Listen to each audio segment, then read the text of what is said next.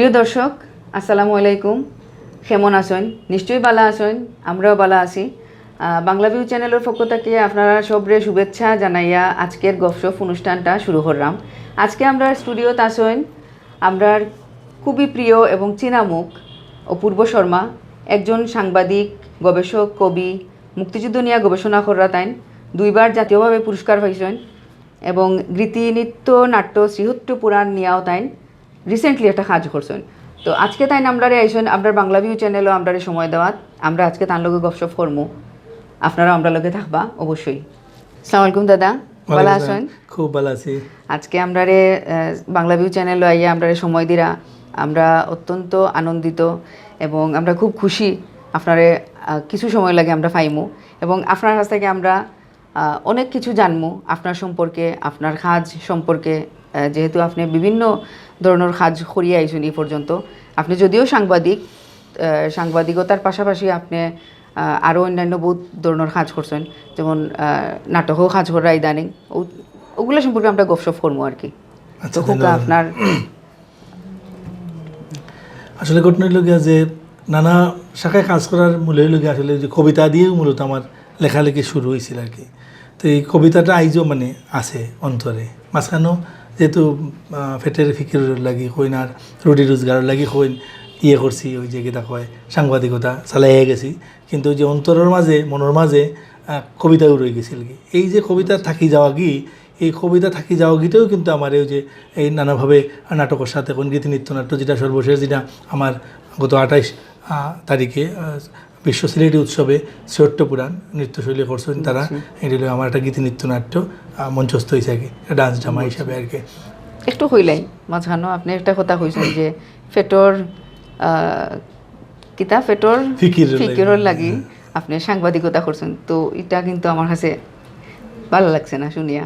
মানে না, ফেটের ফিকির বলতে কি তাহলে কইছি আমি কই আপনার যে মানে আপনার তো জীবন নির্বাহ করা লাগবে, আপনার তো কিন্তু সাংবাদিকতা ইয়েটা কিন্তু শুধু যে ফেটোর ফিকার আমি কোন অর্থে কইছি, আপনি এটারে হয়তো বা অন্য ইয়ে করছেন, আমি যে অর্থে কইছি এটা লগা যে আমি যেহেতু কবিতা লেখমু বা আমি লেখালেখি করমু, এর লগে আমার কিন্তু এটা সমার্থক কোনো কাজ আমার করা দরকার, এর লাগে কিতা করছি আমি সাংবাদিকতার বাচ্চা নিয়েছি, এই অর্থে আমি কইছি, কিন্তু যে ফেটোর ফিকিরের লাগি সাংবাদিকতা করছি পেশা হিসাবে নিয়েছি, কখন বুঝছেন না আপনি? আচ্ছা, তাইলে হঠাৎ করে আপনার যে সাংবাদিকতার ছাড়িয়া আপনি নাটকও গেলা, এটা হঠাৎ করে নাই আসলে ঘটনা হলো এটা নানান ঘটনা উপঘটনা আছে। কারণ যে একজনের ভিতরে যদি গীতি মানে ছন্দ যদি না থাকে, কিন্তু গীতি নৃত্যনাট্য লিখতে পারতো না। কাজে এটা হলো ডিফারেন্ট ফরম্যাটে লেখা বিষয়টা, টোটালটাই কবিতা নির্ভর। আসলে যে ডান্স ড্রামাটাও আসলে কবিতা নির্ভরভাবেই লেখা, কবিতা কাব্য ছন্দে লেখা।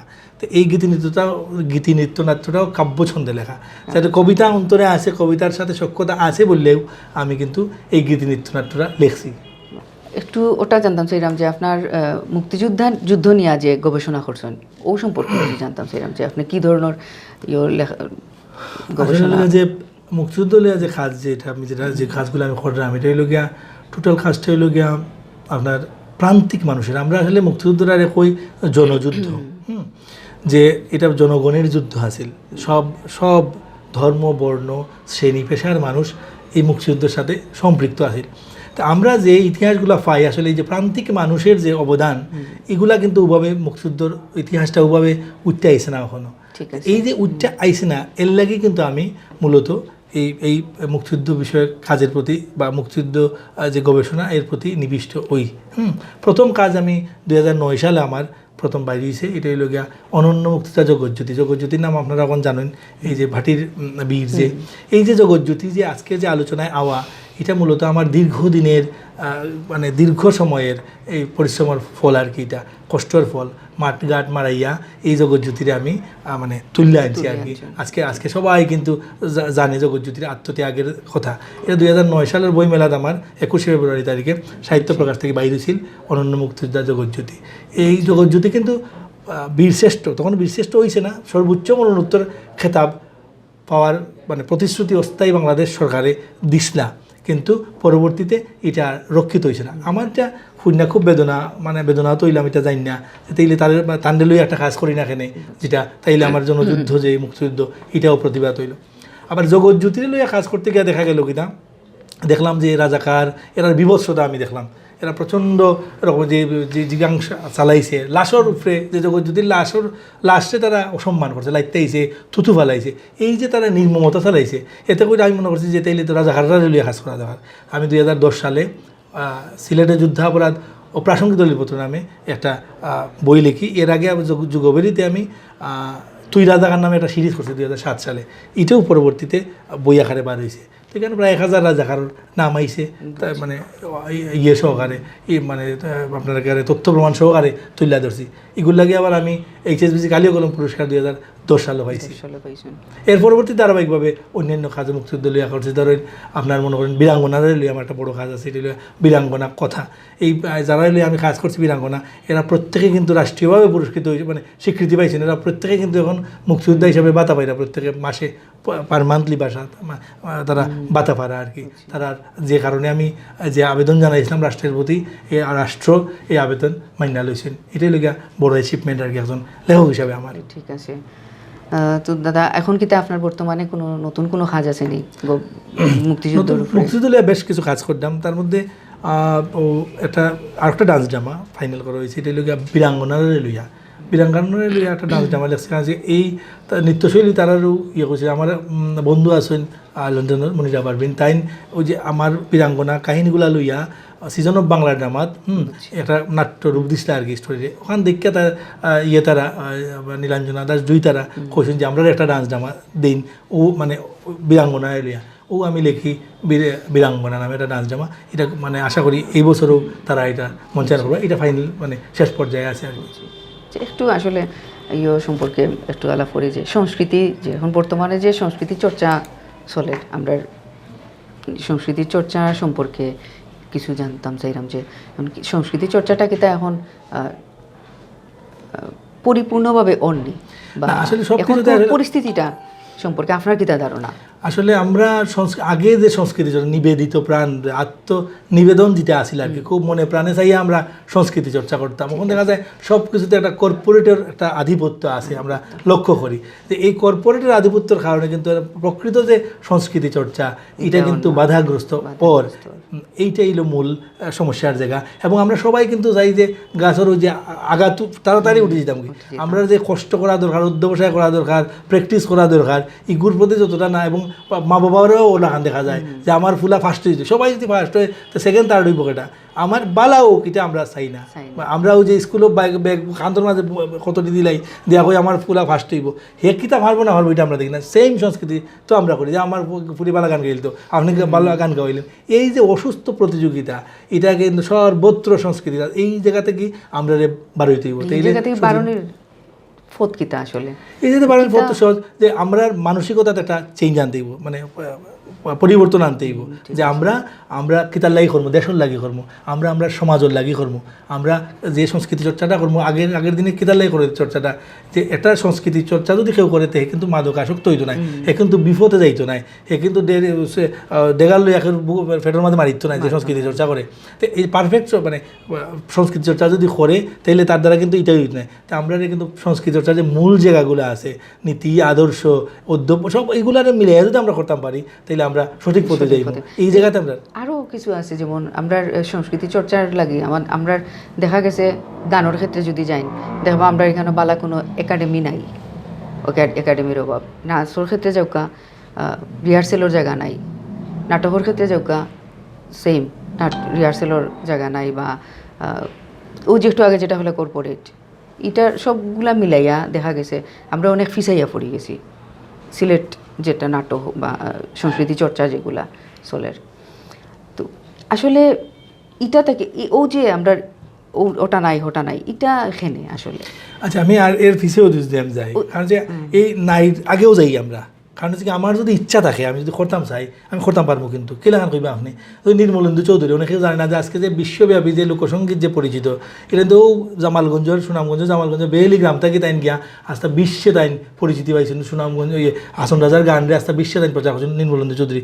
লোকসঙ্গীতের তান্ডে হয় আপনার অন্যতম পুরোদা ব্যক্তিত্ব, লোকসঙ্গীতের সম্রাট হয় তান্ডে। আচ্ছা, আইন আমনে অভিগঞ্জ আপনি হেমাঙ্গ বিশ্বাস হবিগঞ্জে জালালি কইতর হ্যাঁ এই যে গানগুলো লাগছে যে গণসঙ্গীতের প্রাণ পুরুষ হয় তান্ডে এই যে তারা নিবেদন আছিল গুলো তারা ওখানে না আমরার জায়গা সময়ের সাথে সাথে অনেক কিছুই পরিবর্তন হয়েছে পরিবর্তিত হয়েছে ইনস্টলমেন্ট আইছে অনেক জিনিস আইছে কিন্তু আমরা যে জায়গাতে আমরা কিন্তু সংঘবদ্ধ নাই হৌভাবে আমরা সংঘবদ্ধ নাই হইলে আমরা এই দাবি দাবাগুলা আমরা আদায় করতে পারছি না আমরা অনেক বড় বড় নেতা পাইছি অনেক বড় বড় মন্ত্রী পাইছি কিন্তু আমরা কিন্তু একটা সংস্কৃতি কমপ্লেক্স সিলেটে একটা আর্ট গ্যালারি নাই আলাদা করিয়া শিল্পকলা থেকে যে স্টুডেন্টগুলা বার হয় তারা কিন্তু কোনো গ্যালারি নেই তারা যে আর্ট করতো এক্সিবিশন করতো বা একটা যে তার ভিতরে থেকে যে একটা বাড়ি তো সৃষ্টিশীলতা যে একটা সৃজনশীল ভাবনা যেগুলা তারা এটা করিয়া তারা মানে পায় না যে কিতা করতাম যখন এটার কারণটা হলো আমরা ওই যে বললাম যে আমরা সংঘবদ্ধ নাই আমরা চাই নিজেরা কেমনে আগে যে আমি ফলা কথাটা কইছি আমি আমার একটা সংগঠন আছে আমি কইবো যে আমার সংগঠন কেমনে আগ্রহীত কিন্তু আমি সবরে লইয়া যাক গইতাম এটা আমি চিন্তা করি না তার ফলে আমি যদি সংঘবদ্ধ থাকি তাহলে আমি একটা দাবি আদায় করতে পারবো আমরা একটা কমপ্লেক্স করতে পারি যে কমপ্লেক্সের মাঝে সবটা থাকবো অন্য অঞ্চল আছে আমি কিছুদিন আগে রংপুর গেছি একটা জুনও তারা আছে যে জন্য সবে সপ্তাহ করে এবং আলাদা আলাদা সংগঠনও তারা কিন্তু অফিস ঘর আছে তো যেমন ধরেন আমরা সিলেট দেখুন আপনার নজরুলের চর্চা করা লাগে আলাদা একটা তারপরেও যে মানে যতটুকু সম্ভব আছে রবীন্দ্র চর্চাও চলের অনেক জায়গা থেকেও চলের কয়েক জায়গা থেকে যেমন আলাদা আলাদা সংগঠন মানে সংগঠনগুলো তারার মতো চর্চা করে কিন্তু লালন চর্চা নাই আপনি আমার দেখাইন সিলেট কোন আনো লালন চর্চা আছে ওই যে বলছি রংপুর তারা কিন্তু আলাদা একটা আছে লালনের লাগি ইয়েতে আছে লালন যে আমরা করিমর চর্চা কি হবে করিমর চর্চার লাগি একটা আছে নি ওভাবে দেখুন না আমরা তো করিম তো বাড়িদারের মানুষ করিম হাসন রাজা মিউজিয়াম অফ রাজা আছে কিন্তু ওভাবে কি এরাও কি ওভাবে তারা চালায় অনেকে যার কিন্তু আমরা কি ওভাবে কি হাসন রাজার চর্চা করতাম পারতাম আমরা তো লোকগানের আমরা অফুরন্ত ভান্ডার আমরা এই যে এইটারে কি আমরা বিশ্বের দরবারে পৌঁছে দিতাম পারতাম বা ওভাবে কি আমরা তুলে ধরতাম পারতাম সবার সামনে আমরা কিন্তু পারতাম না কেন পারতাম না ও যে আমরা নিজেরা আগুয়ে দিতাম স্যার সামষ্টিকভাবে সবরে লইয়া আগুইতাম স্যার আমরা এই হলো আপনার মূল আমার দৃষ্টিতে আর কি এটা আমার ওপিনিয়ন যেগুলো করা এটা আমার ব্যক্তিগত ওপিনিয়ন এটা আমার মনে হয় আর কি ঠিক আছে আসলে আমরা ও কারণেও আমরা আসলে ফিসাইয়া আছি এবং ও কারণে দেখা গেছে একটা পর্যায়ে গিয়ালে সংস্কৃতির লোকে যে জড়িত থাকে যারা তারা অটোমেটিক সরে যায় যে এখানে তো কিছু নাই একটা পর্যায়ে যে আটকি যাকি দেখা গেলে যে হেদেরকে দোলাদলি রেশারেশি মানে হেতো আইসে একটা বড় স্বপ্ন লইয়া যে আমি আগুয়ে যাইমু আমি একটু বড় ওইমু একটা প্ল্যাটফর্ম পাইমু হে দেখবো যে নানাভাবে আমি বাধাগ্রস্ত হলাম আমি ক্ষতিগ্রস্ত হলাম তাহলে কি দরকার আছে মানে মায় ভাবে যে ঠিক আছে করিয়া লইয়া যাই কি তো আমি নানাভাবে দেখা গেল যে আমি শিশু একাডেমির প্যানেল বিচারক আমি এর আগে আমার এদিন শিশু কর্মকর্তা কইলা আপনারে চুজ করার পিছিয়ে লোক নিরপেক্ষভাবে যে নয় মানে নানাভাবে দেখা গেছে অতীতে ইরান এটা আমি কইলাম না কারণ নানাভাবে এটা ঘটে কিন্তু দেখা গেছে যে মানে পারফেক্টলি বিচার করা হয় না তো হে আহত হইল না এই যে তার যে আটকি যাওয়া গেছে মনে হলো আমি বালা করলাম আমি আটকি গেলাম কি হ্যাঁ আমি একটা মেয়ের কথা জানি এর আগের বছর কইছে যে আমি বালা করছি স্যার বিচার করতে গিয়ে দেখলাম যেটা দেখা গেল যে আমরা কিন্তু ওই যে ইয়েরে লইয়া ব্রাহ্মণবাড়িয়ারে লইয়া আমরা যে জুনটা আর কি অঞ্চলের হয় আর কি তো মেয়েটা যে আবৃত্তি করলো উপস্থিত বক্তৃতা রাখলো বা উপস্থিত অভিনয় করলো আমি আমার নিরপেক্ষভাবে তার বিচার করলাম নিরপেক্ষভাবে বিচার করার পরে মেয়েটা ফার্স্ট হইলো হে ন্যাশনালি কিন্তু ফার্স্ট হয়ে গেছে গিয়া আমারে পাইছে আমারে দেখছি একদিন রিকোয়েস্ট পাঠাইছে এবং করছে যে কইলো স্যার আমি তো হয়ে গেছি কি ফার্স্ট হয়ে গেছি তো আমি ওই যে আমার জায়গাতে যদি আমি নির্মোহ থাকি তাহলে কিন্তু অনেক দূর যাইতে পারে একটা মানুষ দূরেই লইয়া যাওয়া যায় তো আমি যদি সামগ্রিকভাবে যে চিন্তা করি আমি যদি দেখি যে একটা মানুষ বালা গান গায় তাদের যে পরিচর্যা করা আগের সময় যে গান পরিচর্যা করা হইতো এখন কিন্তু মানে এইভাবে উৎসাহিত করা হয় না এইভাবে প্যাট্রোনাইজ করা হয় না এই লোক আমরা ফিসিয়া থাকার অন্যতম কারণ আরও দেখা গেছে যে গত দিন আমরা আলোচনা করছি যেমন যে গীতি নৃত্য নাট্য যেটা শ্রীহট্ট পুরাণ আপনারা করা ওটা সম্পর্কে আলোচনা হয়েছে নীলাঞ্জনা জুই দিদির লগে তো তাই এক পর্যায়ে হইলা যে একটা সময় ও যে যারা শিল্পী হল আছে নৃত্যশিল্পী তারা সরে যায় ফ্যামিলি থাকি হোক বা নিজের থাকি হোক একটা সময় গিয়ালে হয়ে যায় আর বাদ দিলাই নৃত্য যাইতো চায় না অনেকে আমি এটার মূল কাহিনী অন্য জায়গায় কারণ যে আপনি যখন আবৃত্তি লইয়েও যদি আইন আবৃত্তি কি প্রাতিষ্ঠানিকভাবে প্রতিষ্ঠা পাইছে যে আপনি আবৃত্তি লইয়া যে আবৃত্তি লইয়া খাস করতা আপনি এটা লইয়া কি ওই যে ফয়লা যে কইতাম পেটের ফিকির কইছে কথাটা যে কইতাম এখন ও জায়গায় তাই যে আপনি যে এটা কইরা যে আপনি আপনি সংসার চালাই দিতে পারবানি, পারতা নাই। আচ্ছা, নাইচা আপনি সংসার চালাইবা আপনি, কাজে আপনার এলাকার কিছু নাই। ধরুন আপনি পার্শ্ববর্তী রাষ্ট্র ইন্ডিয়া যান, ইন্ডিয়াত গেলে কী তাইব জানেন নি? ইন্ডিয়াত গেলে দেখা যাইব যে তার প্রতিষ্ঠান আছে, এনে জব পাইব, সঙ্গীতর আপনার আলাদা শিক্ষক নিয়োগ করা হওয়ার, এই আর্ট এবং কালচারের লাগে আলাদা শিক্ষক আছে প্রত্যেকটা স্তরে স্তরে বিভিন্ন দেশও। কিন্তু আপনারই কেন নাই? তাইলে আপনি তো হে ইন্ডিভিজুয়ালি করেন, কইরা আগে তার গিয়া দেখেন ভবিষ্যৎ নাই, হে কিতা করবো? ও হরি যার কি। তো আমার লাগান যে মানে একটু যারা একটু করে যে ঠিক আছে আমি ওটাও চালাইতাম, ওটাই দিলাম, তো ফেটোফি করে লেগে কিতা করা যায়? তাহলে আমি ভাবছি যে না, এটা লেখালেখির লোকে থাকলে ওটার লোকে লিঙ্ক আপ থাকবো। দেখা গেছে অতীতে দেখছি যেমন আপনার যে শীর্ষেন্দ্র মুখোপাধ্যায় থেকে শুরু করে অনেকেও আছেন যারা আসলে সিরিয়াসলি সাংবাদিকতা করছেন, এরপরে দি তারা ওই যে কাব্য চর্চা কইন, উপন্যাস লেখা কইন, গল্প লেখা কইন চালাই গেছে। আমি আসলে এটা কইরাম না, আমি ওটা হওয়া যাইরাম যে নৃত্য সম্পর্কে মানুষের একটা ধারণা আছে যে নাসিয়া না, মানে একটা পর্যায়ে যাওয়ার পরে দেখা যায় একটু 7-8 যাওয়ার পরে দেখা যায় না, এটা আর বাদ দিলাম, নাচর দরকার নাই, বা নাচটার একটা মানে আগে নেতিবাচকভাবে যে দেখার, এটা আসলে পরিবর্তন হয়েছে। আপনি এটা ওই আমি কই এটা নেতিবাচকতা ঘুরি যায় কি লান জানেননি? ধরেন বীরাঙ্গনারা কিন্তু মানুষে ভালোভাবে দেখতো না। এই সমাজে আমি গবেষণা করতে গিয়ে দেখছি পাঞ্জাবির বউ হয়ে ডাকে, চিন্তা করেন আপনি, হে বেচারি নির্যাতিত হয়েছে একাত্তর, হ্যাঁ, এ বেচারিরে ডাকে পাঞ্জাবির বউ, বেটির ফুলারে ডাকে পাঞ্জাবির ফুলা। তো সমাজের দৃষ্টিভঙ্গিটা দেখুন আপনি। আচ্ছা, এখন যখন এই মহিলা যখন আপনার মুক্তিযোদ্ধার স্বীকৃতি পাইল, সমাজের দৃষ্টিভঙ্গি কিন্তু ফাল্টি গেছে কি, এখন নিয়ামঞ্চত বইয়া তারে আমরা ফুল দিলাম, ঠিক আছে না? এখন আইন ও নৃত্যর জায়গা তাইন হেরে আমরা নেওয়ার মতো জায়গা যে গ্যাজে রুজি করে আনার মতো, বা হে যে এই অ্যাচিভ বা এই যে তার যে মানে যে কলাটা তার যেটারে যে ইয়ে করতো, এই জায়গাটা তো আমরা তৈরি করে রাখতে পারতাম না, যার ফলে এ জড়ি যার কিন্তু দেখে তো ভবিষ্যৎ নাই। আপনি ভবিষ্যৎ নাই যেটা দেখবা এটা তো আপনি আগুয়ে দেবেন, যেটা নাই কবা এইটাতে করে তো কিচ্ছুই নাই, ফ্যামিলি কইব আপনি কইবা যে এইটা করে দিতে বাদ দিলে ও গিয়া আটকে যায়। ই তো আটকে। তারপরেও আমি দেখছি যে এটা গানের ক্ষেত্রে এরকম হয় না, কিন্তু নৃত্যের ক্ষেত্রে একটু আমি যদি আপনারা যখন প্রশ্ন করি যে নৃত্য ধরে নীলাঞ্জনা দাস দুই বা আরো দুই একজন বিপুল শর্মা, আমি কই এই দুই চারজন যারা এখন আইয়া সিলেটের মানুষেও ধরুন, এখন আইয়া বিভিন্ন মঞ্চে তারা নের বা ইলাকান প্রোগ্রাম ইয়ে করেন, এই স্কোপটা দের, কিন্তু একসময় দেওয়া হয়েছে না।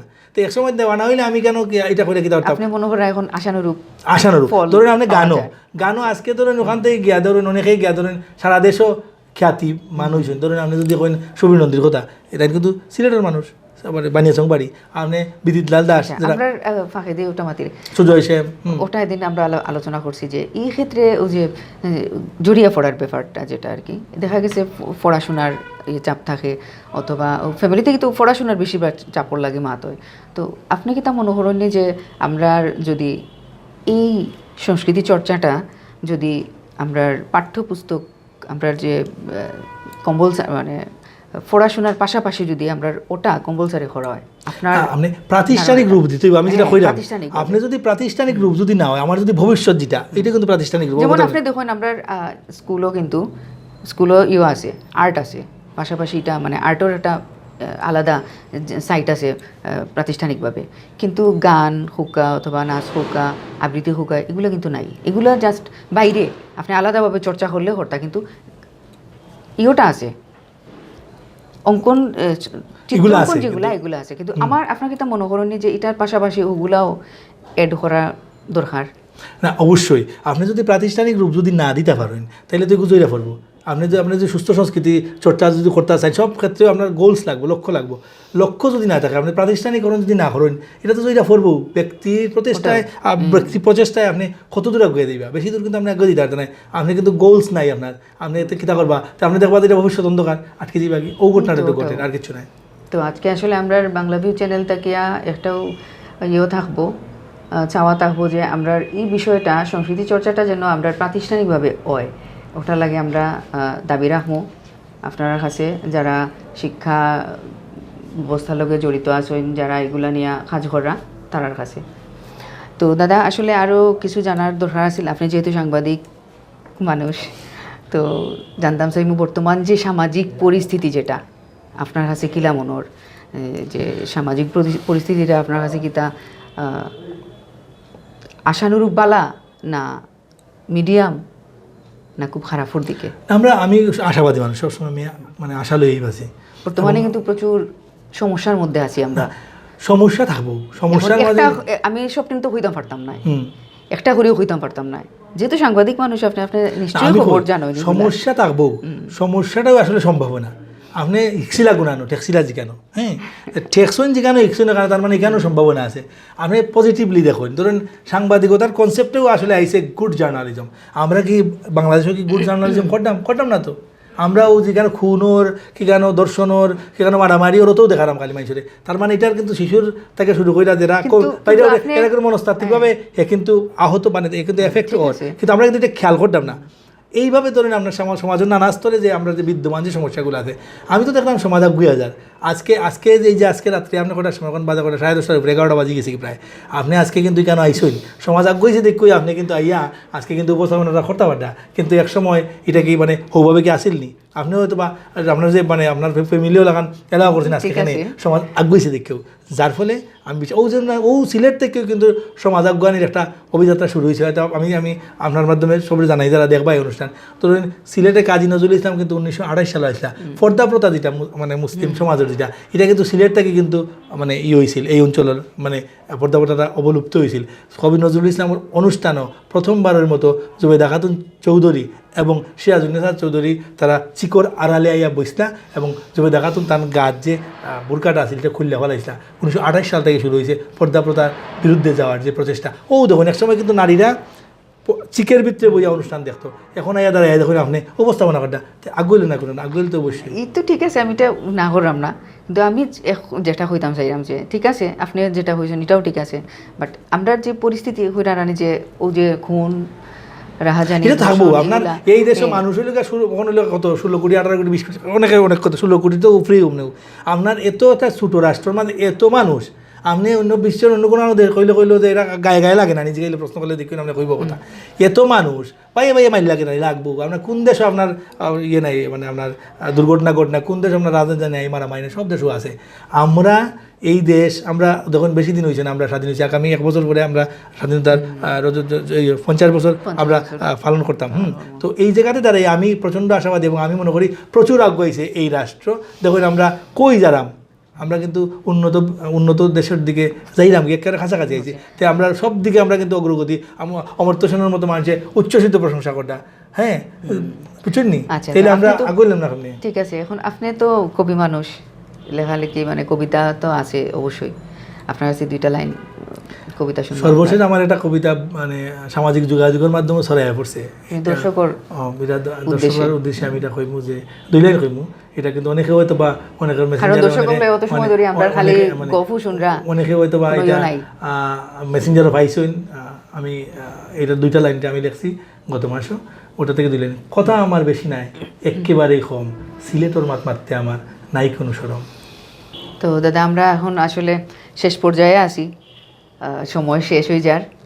আমি জানতাম চাই মোহটা যে আপনি তো সাংবাদিকতা এবং লেখালেখি 2টার মধ্যেও আছেন, এই 2টার ক্ষেত্রটা কি আপনার স্মরণীয় কোনো ঘটনা যেটা আপনারে খুব দেয় এখনও, একলা একলা আসেন অথবা চিন্তা করেন, ও ধরনের একটা ঘটনা আমরা লোক শেয়ার করেন দর্শকের উদ্দেশ্যে? কারণ লোক হাসির ঘটনা কইতাম না, মানে আতঙ্কের ঘটনা কইতাম, এটা আপনার ইচ্ছা, আপনি আতঙ্কটাও হইতে পারেন আবার হাসিটাও হইতে পারেন। এটা ঘটনা আছে রাজাকাররা লইয়া কাজ করতে গিয়া সিলেটেরও এক রাজাকারের ভাবলাম যে তার অসংখ্য অভিযোগ আছে রানীগঞ্জ হত্যার মানে অন্যতম নায়ক এই রাজাকার। তে আমরা যখন অভিযুক্ত মানে যে যখন বেচারা আমি মনে করলাম যে তার বেটার কথাও না দরকার, ঠিক আছে না, তো আমরা ডিসিশন নিলাম যে বক্তব্য লইম। তো তার বাসার মাঝে যাই বেলায় ফোন দিলাম, তারা কইলো যে ঠিক আছে আয়ুক্কা। তো এখন গিয়ে দেখা গেল যে বাসার যাওয়া মানে ও ইয়ের মাঝে উঠানো যাওয়ার পরে দেখা গেল যে আস্তা বাসার লাইট নিবে লিছে মানে রাজাকারে। এখন আপনি রাস্তা আন্দাই, আমি বললাম যে আপনি এই তো কইছেন এইবার লাগে এই না আসুন নি বাসাত। তারা কইলো তাই তো নাই, মানে ও 5 মিনিট আগে কইছেন তাই না, আমি বাসাত আসুন আমি এখন নাই আপনি খোকা আইসি। তো আমরা 4-5 জন গেছি, তো বেচারাই যে একটা ক্যান্ডেল জ্বালাইয়া মোমবাতি জ্বালাইয়া আইসে বোধলোক। আচ্ছা আচ্ছা, তো আমার কথা লেগে বেচারার চেয়ারে আমি জাতিরে দেখাইতাম যে তা এই অত সব অপকর্ম এতটা প্রাণ হত্যার বিষয় মানে মূল মানুষ হইল এই রাজাকার, হ্যাঁ জঘন্য কাজ, এত বড় একটা নির্মম হত্যাকাণ্ড ঘটাইছে। তো তার চেয়ারে আমি জাতিরে দেখাইতাম। আমার লগে আমার ক্যামেরাম্যান যখন ATN বাংলার ক্যামেরা, তুমি এক কাম করবাই, তুমি ছবি যেমনি হোক ছবি তুলবাই। তো তখন তো বাক্কা আগর ঘটনা, তখন কিন্তু এই যে মোবাইল এলাকান মোবাইল আইছে না, এইটা নাই ফ্লাশ মারা, ক্যামেরাত মারলেও ফ্লাশ ফ্লাশ হইতো, তা আন্দার করে এখানে তো তুলতো, হে মারছে তারপরে দিয়ে মারি দিছে। তখন মারি দেওয়ার পরে মানে আমরা তো মনে হচ্ছে আটকাই টাকাই লাগব, আমি তারা আরো মানে কৌশলে এখন এইটা কেটা করলাম, তারা দমক দেখাইলাম যে তুমি বাড়িয়ে যাও, তাড়াতাড়ি কিতা আরম্ভ করছো, এটা কইয়া দিলাম। এই যে সিচুয়েশন যে তৈরি করছিল এই রাজাঘাটটায়, যে এই যে এটা আতঙ্কজনক পরিস্থিতি, যে রাজাঘাটের বাসার মাঝে যাওয়ার পরে দিয়ে দেখা যায় বাতি নিয়ে বেরিয়েছে, এরপরে দিয়ে মানে গরবিতে আমাইছি তার ছবি আইনা দেওয়া, এই যে এই এবং বাড়ি আওয়াজে এই ঘটনাটা মনে হইলে এখনও এই ওই কিতা হয়েছে, বেশ এক্সাইটেড হয়ে যায়। এক্সাইটেড হয়েছে, এটা মানে এটা পারছিলাম। তো আজকে আপনি আইসেন আমরা চ্যানেলও দর্শকের উদ্দেশ্যে আপনি কিছু একটা হইয়া যাওকা। আমিও কইমু যে মানে আমি সবসময় যেটা কই, আমরা অঞ্চল প্রীতি করতে হইব। আমার এলাকার সাধনা যদি আমি না করতাম পারি, সাহিত্য সংস্কৃতি সর্বোচ্চ ক্ষেত্রে আমার এলাকারে আগে প্রমোট করি। এলাকার চর্চা করলে, এলাকারে ভালোবাসলে, গ্রামরে ভালোবাসলে, মামাটিরে ভালোবাসলে দেশেই ভালোবাসা হয়, তখন জাতীয়ভাবে সবটাও করা যাইব, কোনো সমস্যা নাই। এর লাগেই পয়লা অঞ্চল সাধনা করতে হইব, অঞ্চলরে ভালো হইতেইব। সবাই যদি অঞ্চলরে ভালো পাই তাইলে আমরা দেশে ভালোবাসা হইব এবং আমরা দেশ সমৃদ্ধ হইব, আগে দিতে পারবো আমরা। সবাই যে ধন্যবাদ, আপনারা আমার বগর বগর তকান্তিরা শুনছেন, কেমন লাগছে জানি না, আশা করি খারাপ লাগছে না, ভালো থাকবো আপনারা। আপনারা সবরে আবারও শুভেচ্ছা জানাইয়া এবং আগামীতে আবার নতুন কোনো মুখ লইয়া আপনারা সামনে উপস্থিত হইমু। সেই পর্যন্ত আপনারা বালা থাকুকা, সুস্থ থাকুকা এবং আমরার বাংলা ভিউ চ্যানেলের লগে সবসময় থাকুকা আশা রাখলাম। অসংখ্য ধন্যবাদ সবাইরে। খুদা হাফেজ।